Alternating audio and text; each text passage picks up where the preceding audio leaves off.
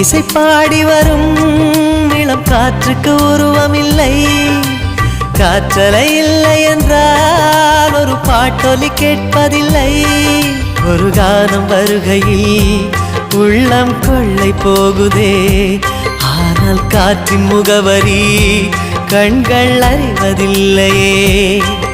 இந்த வாழ்க்கையே ஒரு தேடல் தான், அதை தேடி தேடி தேடும் மனது தொலைகிறதே.